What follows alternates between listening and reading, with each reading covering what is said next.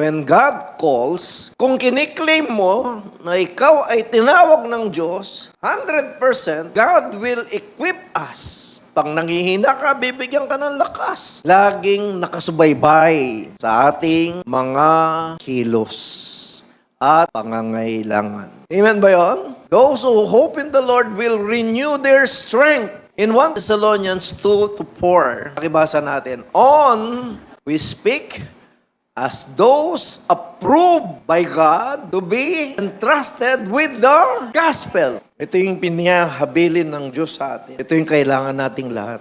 We are not trying to please people, but God. Who? Anong tinetest? Puso. Tinetest ni Lord yung ating puso. The quality, the purity of our hearts.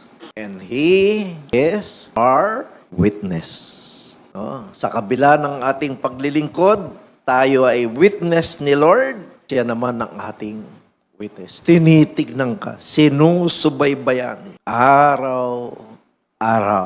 Tinitignan niya kung gaano kalawak ang tiwala mo sa Diyos, kung gaano ka talagang mapagkakatiwalaan.